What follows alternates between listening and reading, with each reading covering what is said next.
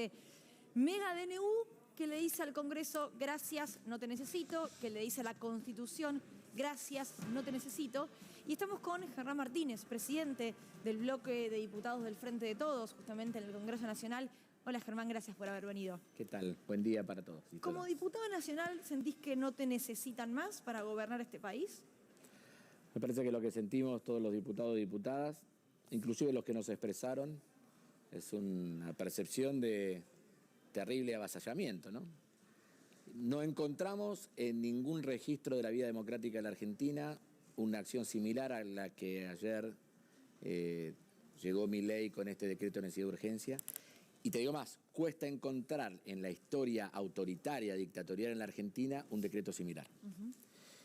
Me parece que ante esa situación nosotros tenemos que tener muy claro lo que dice la Constitución Nacional, porque es fundamental para poder argumentar y empezar a desarmar lo que Milei está tratando de construir, ¿no? Claramente, Javier Milei se llevó opuesto al artículo 99, inciso 3 de la Constitución, que dice que el Poder Ejecutivo no puede legislar, no está en sus atribuciones. 99.3, el Poder Ejecutivo no podrá en ningún caso, bajo pena de nulidad absoluta e insanable, emitir disposiciones de carácter legislativo. Después habla de los decretos de necesidad de urgencia. Dice, solamente cuando circunstancias excepcionales hicieran imposible seguir los trámites ordinarios previstos, puede avanzar en los DNU. Nosotros estamos esperando la convocatoria extraordinarias. Podemos sesionar en el momento que quiera, trabajar en el Congreso en el momento que quiera el presidente de la Nación. De hecho, lo viene anunciando que va a enviar los proyectos extraordinarios, que va a convocar extraordinarias desde antes de ser presidente en ejercicio. Para entender, vos lo que planteás es lo siguiente. Las medidas pueden gustarte o no, eso se puede debatir, pero tiene que pasar por el Congreso. Las medidas son pésimas, primero, de la 1 hasta la última, no, son pésimas. Creo que son 365 artículos horribles, uno peor que otro, y después si querés nos metemos un poquito en eso. Pero me parece que lo que tenemos que tener en cuenta es que el presidente se llevó puesto a uno de los poderes de la República. Y además, la Constitución Nacional es tan sabia que después dice qué tiene que hacer el Congreso respecto a eso. En el 29 dice, el Congreso no puede conceder al Ejecutivo Nacional facultades extraordinarias ni la suma del poder público. O sea, aquellos diputados y diputadas, senadores y senadoras, que legitimen o intenten legitimar este decreto de necesidad de urgencia, van a estar incurriendo en lo que dice el artículo 29, que habla de infames traidores a la patria. Hoy escuché a defensores de este DNU decir, bueno, todos los gobiernos hacen DNU. Encontraste todos uno. Los presidentes. Encontraste uno. El diputado Damián Arabia, por ejemplo. Ah, bueno, por eso, digamos, ¿no? Diciendo, todos los presidentes hacen DNU. Kirchner hizo, no sé si dijo, 200 y pico en toda su gestión. No tiene antecedente lo que hizo ayer. Mirá, es todo tan así. El artículo 76 de la Constitución, en la que le dice al Congreso que no tiene que haber delegación de facultades, ¿no? No tiene que haber ninguna situación de esa característica.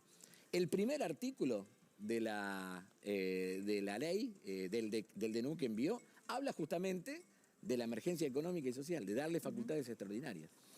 Es atribución del Congreso todo lo que tiene que ver con el Código Civil, con el Código Minero, con el Código de Trabajo. Con el Código aduanero también, entiendo. Es el primer artículo. Claro. El primer inciso del artículo 75 de la Constitución dice, corresponde al Congreso legislar en materia aduanera. ¿Qué hace? Legisla en materia aduanera.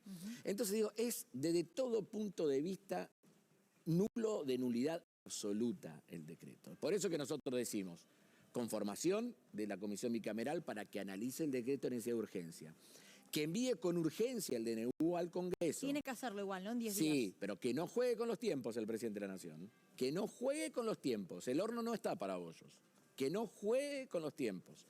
Que envíe inmediatamente, que lo comunique inmediatamente. Hoy ya están por sacar un DNU para corregir el DNU de ayer. Sí.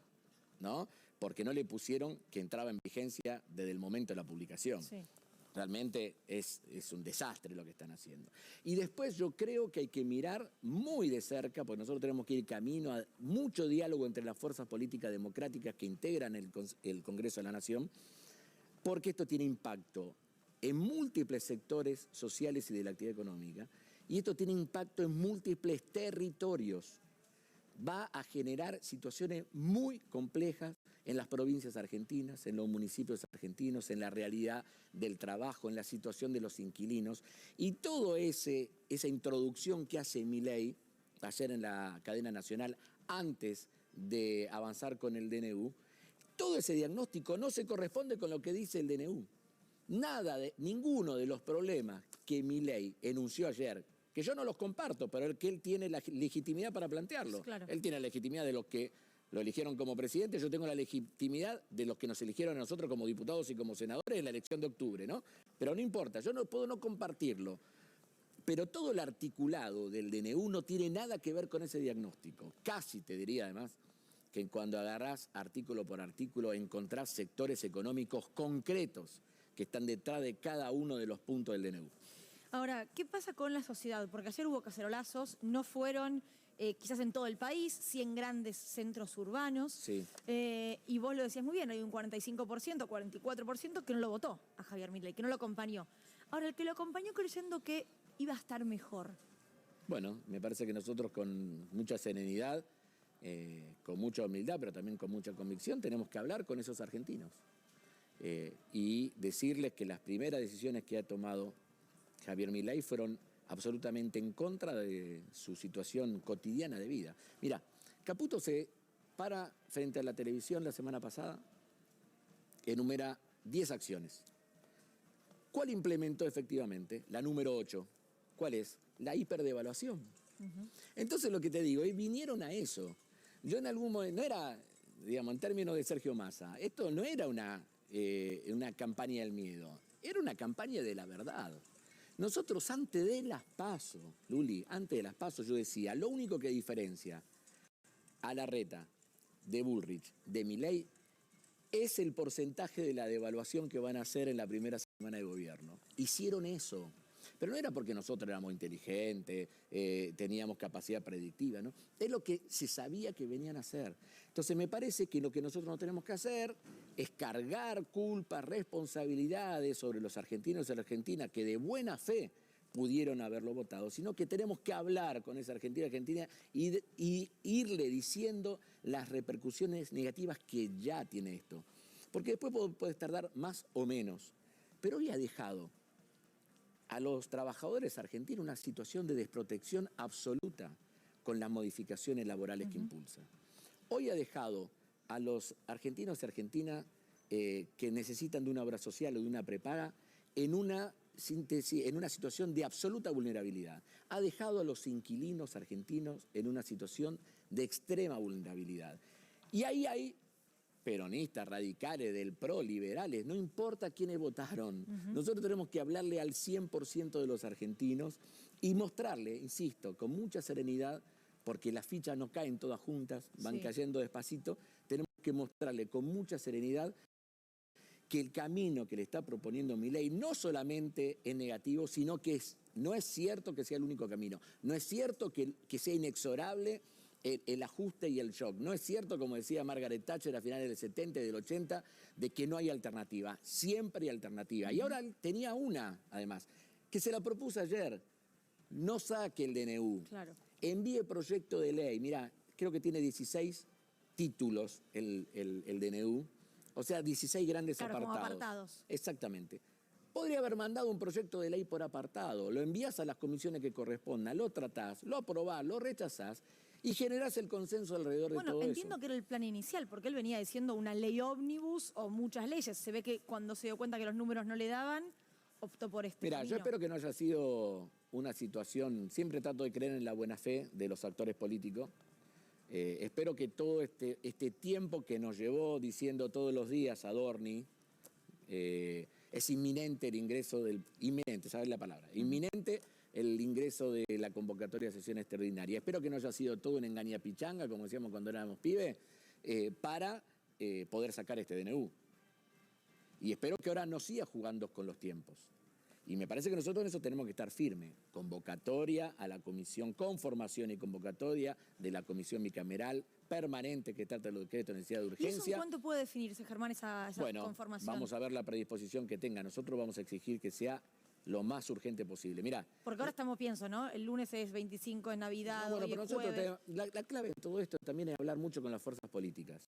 y respetarlo mucho los posicionamientos de cada uno. A mí no me da la sensación de que esto sea una alternativa defendida por la mayoría en la Cámara de Diputados. Conozco a los diputados y sé que estas cosas les molestan. No les gustan. No les gustan. Aunque sean del radicalismo, aunque sean de la coalición cívica, aunque sean del PRO. Si te pones artículo por artículo, alguno te va a defender un artículo, que sea. Pero acá estamos hablando de otra cosa.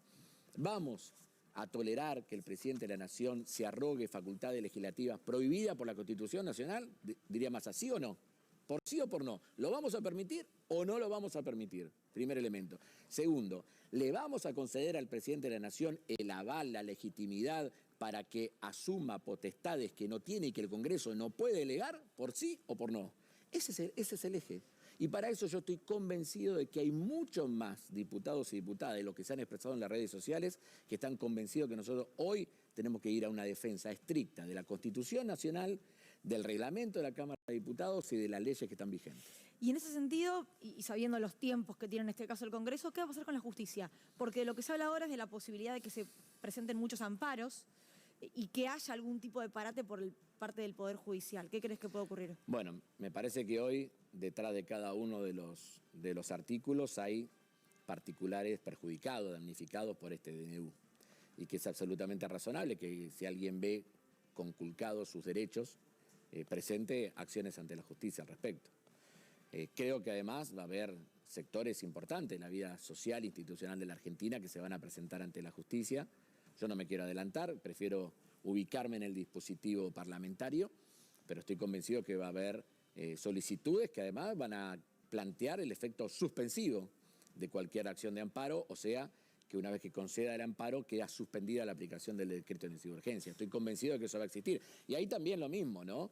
Señores de la justicia argentina, vamos a dejar pasar que un poder ejecutivo se lleve puesto al Congreso sin decir nada. Esperemos que no nos amparemos en la feria judicial, porque en diciembre ha sido siempre un mes muy prolífico para la justicia argentina. En diciembre salió el fallo que modificaba la situación del Consejo de la Magistratura. En diciembre le dieron más recursos a la Ciudad de Buenos Aires en detrimento de las provincias. Así que cuando se quiere se labura en diciembre, ¿no? Entonces digo, me parece todavía quedan un par de días hábiles. Digamos, ¿no? Hay que estar muy atento a todo eso. Y yo, sinceramente, te lo digo, confío en la buena voluntad de los actores políticos e institucionales de la Argentina, porque tenemos que poner un freno respetuoso, democrático, constitucional a este intento de Javier Milei de constituirse en un nuevo príncipe de la República Argentina. ¿El protocolo antipiquetes crees que es una cortina de humo para que no se hable del otro? Ya está, el protocolo antipiquete, más allá de lo que Adorni diga, de la foto que se sacaron en la central de policía, no impidió el derecho a la protesta y al reclamo de organizaciones sociales ayer y anoche.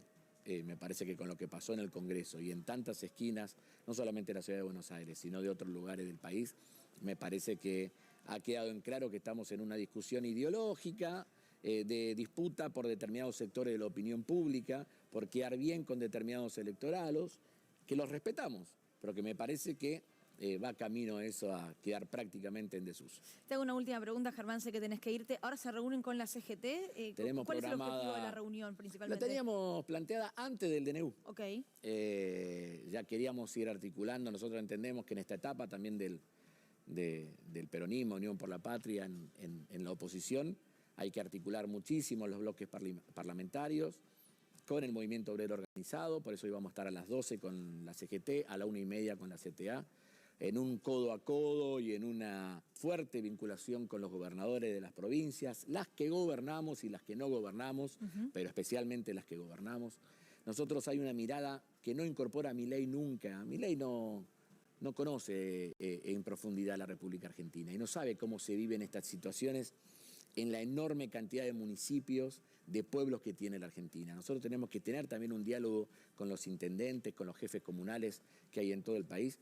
Y bueno, y ese es el lugar donde queremos estar parados en el bloque, con mucha unidad, con mucha convicción y con mucha coherencia respecto al 44,5% que nos votó en el balotaje y también de los que nos votaron en elecciones legislativas. Nosotros no somos un oficialismo bis, nosotros somos la oposición en la Argentina. Y para eso tenemos que tener mucha articulación con todos los que están dispuestos a construir una Argentina distinta con alternativas a lo que nos propone el proyecto de Milei. Gracias por haber venido, ¿eh? No, gracias a vos. Gracias. Escuchemos lo que dijo el presidente.